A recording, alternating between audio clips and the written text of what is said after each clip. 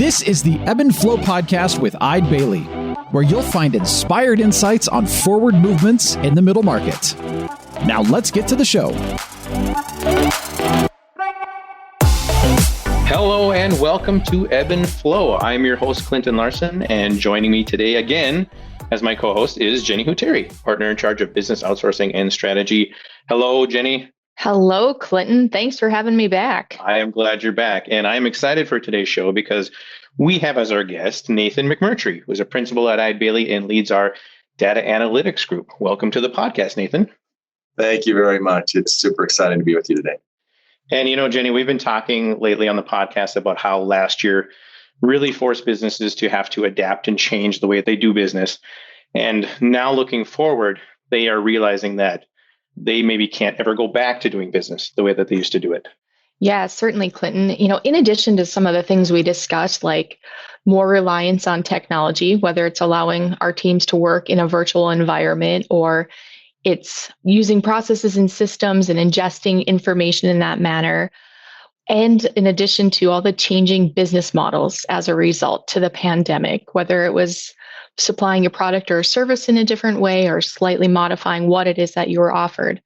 I think the need to understand how those things are performing in measuring results becomes critically important to the success of the business in what is a continually changing environment. And I think that leads us right into our topic today when we talk about data analytics and what is it that we're measuring and what are we looking for? So Nathan, we're super pumped to hear from you about data analytics. So maybe you give us a little background on what that means. Yeah, I'll echo what you started with, which is companies are definitely looking at the way they operate, and data analytics is a huge part of this. In our world, everything is just happening faster. That's what's happened over the last year. Satya Nadella, CEO of Microsoft, in their quarterly call said that they had 2 years of digital transformation happen in 2 months. And that is what's happening for us. Is it's not necessarily new. It's that everything is just happening faster. People need to adapt faster. They need to move faster, and they need to pivot faster. And at the heart of a lot of that is data analytics. And you've been in this space long before the pandemic, before any of this was ever dreamt would happen and accelerate this change. So what prompted that interest in data analytics for you? You know, it's fun because I graduated in accounting. I'm an accountant by degree, and I was kind of in my first job, and just kind of in the if you've been in that, you're creating the financials every month, and it was a little bit of, you know, what does this new job look like? And they hired somebody to come in and do business intelligence, and it was this awesome title. I was like, what is business intelligence? And I sat down with this individual, and after a 10-minute conversation, he explained how he was going to come in and use the company's data from all of its different sources, bring that together, and kind of create this holistic view of the company and the customer of the company, and how he was going to analyze that customer, and we were going to segment the profitable ones from the unprofitable ones. And I fell in love. It was a 10-minute conversation. And I was like, I thought that's what accounting was. I went from that conversation, begged my boss to go be part of this new initiative, and really just feel grateful for kind of being at the start of a movement, this data culture that we've seen just kind of proliferate through all sorts of industries. Anyways, that's a little bit of my story, and happy to be here. Fantastic. Well, Nathan, to your point, data and accounting all coming together collectively to serve clients and those small and mid-sized business clients. So you alluded to it with your interest in data, but tying in more with the mid-sized businesses, how are they using data in their business, and how do they get started? Yeah, let me start with like the far end, the really successful data successful companies right now. And so this really interesting trends happened where you have these companies like Uber. Uber is the world's largest taxi company that has no vehicles. Facebook is the world's largest media owner and creates no content. Alibaba is the most valuable retailer, but they don't have any inventory. Just goes on. Airbnb is the world's largest kind of accommodator, and they don't have any real estate. And the one common thread between these massively successful companies today is they're monetizing their data. They are data companies. And we are seeing this trend of every company. We kind of have the slogan that one day every company will become a data company. And we're seeing that trend in every industry. I mean, we have, coming down to kind of the Eide Bailly clients and the small and medium-sized businesses, the ones that are looking at their data and finding ways to use that data to compete better, to operate better, to be more lean, to be more strategic. Those are the ones that are winning. And it's an awesome, we go into a lot of companies and the first conversation we have, data is this giant liability, in the words of an accountant, right? We come in and they have spreadsheet anarchy. They've got data in too many systems. They've got financials or analysis that they're doing that's taking 30, 45, 60 days to get. And then by the time they get the answer, it's already passed. And there's this whole liability of data. And as we work with them and watch that liability swing into an asset, it is the most awesome transformation. You see all of a sudden, they can't live without this ecosystem of data that they've created. The decisions they're making are better. They're reacting and faster. And kind of tying back to where we started this conversation with COVID, they're more nimble and they're able to respond faster. And it all comes back to understanding their business better and really understanding their customer better. And that kind of leads into data. So Nathan, in terms of that change in businesses, how do you think that's affected, culture and strategy at these firms? How are they looking ahead, and how are they using this, like you said, to be more nimble? I think that the really interesting thing is that everybody's on their own journey. This isn't like an on and off switch. We're a data company. We're not a data company. We like to think of it as a maturity model. And so there are companies who are way over on one side that are kind of data unaware, if you would. They're very spreadsheet driven. They're very manual process driven. And then you've got some of these data leading companies, and you kind of have everybody in between. And the important thing is just trying to figure out how to move up the maturity level. And there's some really important things that tend to happen there that I think I'll point out the most significant one that affects culture and strategy, which is data is not seen as an IT initiative. Meaning, it's really easy to look at the tools that come with this data analytics and say they're technical tools, so they belong in IT, which they do. I mean, we're talking about servers, we're talking about, the clouds and AWS and Azure, and there's some technical things that are coming on there. But the most significant part of kind of this data maturity that we see in organizations is when the leadership of an organization steps up and takes ownership of the data and identifying the key metrics and building out this data ecosystem. And as soon as it's not stovepiped, even in finance and accounting or IT, as soon as it's seen as a leadership initiative, just magic happens with organizations. Now, Nathan, along that point, you alluded to who should be involved in the importance. Certainly, I got to think just getting started is overwhelming for some small businesses. What are the key pieces to initiating that data strategy? Yeah, it can be, if you went down, I promise, if you went down and looked at some of these companies I talked about at first with Ubers and the Facebooks, if you looked at the stack they were using, you would just die. There's no way I'm getting into that. But what is really cool is the tools that have happened over the last 10 years, I'll say, have really, really come down to the mid-market and the small business. There are fantastic tools. And the tools are not just great, but the affordability of the tools, which is so important for a small business and a medium-sized business going through kind of growth phases, is you've got to make sure, I'll kind of go back to that maturity model. You've got to make sure the value always stays ahead of cost. And that's probably one of the, to the listeners out there, that's probably one of the biggest things that I would say is you've got to prioritize this initiative, because it's really easy to try to boil the ocean when we're talking about data. Let's get all the data from all of our systems and let's create this holistic view of our company. And 12 months later, we've got some of the data and we spent all this time on the back end stuff. You've really got to prioritize what are the key metrics that matter to you. And so to answer your question, Jenni, identify a few very key metrics. If you're right at that level one, hey, we just want to get started. Identify a few of those key metrics. Find tools that are valuable and affordable and just great, fast to value kind of tools. We're going to leave hard, impossible things that are valuable for later. We're going to start with what we call a business prioritization matrix, which is just a fancy word of saying we're going to start with the things that are valuable and easy to do. And it's important to get both of those things. And that's where you start. What's the most valuable, easiest thing that we can do today?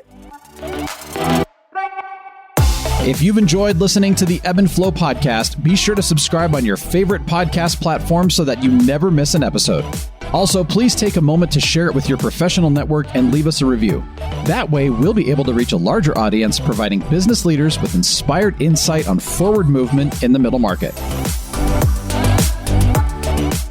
Nathan, are there some common metrics you've seen popping up in the last year for businesses and industries about what they're looking for? Has there been some common pain points in some of those areas? Yeah. Finding what metrics, there's a story. I love this. I'm going to tell a little bit of a story here. So I lived in the Ukraine for a couple of years, and they have this story back to the USSR where they had some of their factories that they picked a metric, and the metric they picked, it was a nail factory, and the metric they were judged on was how many nails they could produce. And they came in and they found out that these factories were making millions and millions of nails that were just the lowest quality nail you could ever. You could kind of like pencil break it in half, so thin of a nail. And they said, "Oh my gosh, what have we done? We picked the wrong metric." And so then they said, "Well, let's not measure us off of the number of nails. We'll switch to the weight of the nails, so we get a nice sturdy nail." Fast forward 12 months, and you probably guessed they were creating massive, heavy nails. And they totally they came in there. What is going on here? And they actually created a law. It's Goodwin's law. It's kind of a funny story there, but the importance of picking the right metric for your organization has never been more important. So Facebook would call this their North Star metric, and I'd say, that's a thing to ask yourself. What's the North Star metric for our organization that as long as we're moving towards it, we're ensuring ourselves that we're better than we used to be? And, Facebook's was daily active users. They knew if they were growing daily active users, the DAUs, they called it, then they knew they were headed towards their North Star. And so that's probably kind of tying in the leadership of an organization. Sit down and say, what is our North Star metric? What is the one thing that we know if we're tracking it's leading to the right direction? Mm-hmm. And so the next part of kind of identifying the metrics is identifying leading indicators. And we typically talk to a lot of accountants. As Eide Bailly, we're kind of targeted this office of accountancy, and a lot of accountants really get the financials, right? They're so good at the P&L, and they're really good at that. But those are generally lagging indicators, right? I mean, just think of preparing the financial statement. The period's already passed, and just by nature of what it is, it's a rear view mirror into the business. What we want to do is we want to look at the things that are leading indicators that are ahead of the curve. And one of the most interesting things to ask yourself as you look to identify leading indicators is, what are the metrics that our customers care about? And so, if I'm an airline and I'm asking myself, what are the metrics that a customer cares about? I'm caring about delayed flights. I'm caring about lost luggage. I'm caring about the surveys of the flights, right? And understanding that the financials are lagging indicators from those leading indicators. And so it's a really good question. If you've kind of identified your North Star metric, then ask yourself, what are the metrics that our customers would judge us by? And it really centers the organization, like every organization should be, toward their customer. And that's the most leading part that's important.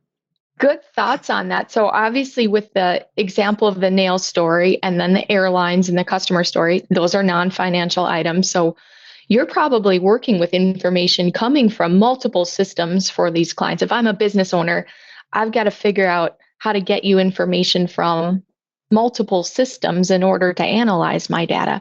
How does some of that backside organization look like, or what are my next steps? The first thing to highlight on that is that the number of systems is bigger than ever before. I read a report last week that said if you're in the technology industry, you're probably using more than 100 different applications and systems in your organization. It's exploded. And that's more than it was before COVID. That's part of one of this digital transformation that's happened, is the number of systems people are relying on to run their organizations is bigger than it's ever been. And what that means is it's great because now accounting has systems and marketing has systems and the sales team has systems, and it's very custom to their needs. But the problem is it's creating silos. Those systems aren't talking to each other. And so if I'm looking at my organization and I'm saying, I want to understand my customer, I want to know what they're buying, who they're buying it from, and how long they're staying, I've got data in a lot of different systems. And that's where this organization of data comes in. And so, there's some technical words here that I'll bring in, but it's kind of the industry standard. And so what a normal business would do is you would be pulling data from the accounting, marketing, all of these systems, and you'd first land it in what you call a data lake. Now, what a data lake is just think of a copy of all of the data of the business in one central location.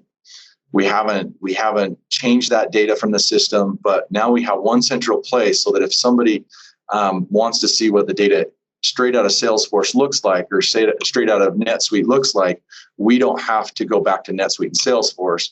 We don't have to put a load on those systems themselves. And so that data lake is the first step. The next step is to take that data out of the data lake and build a data warehouse. And what a data warehouse is it's really where, if you can imagine a cook in a kitchen taking all sorts of raw ingredients and applying recipes and kind of making a dish.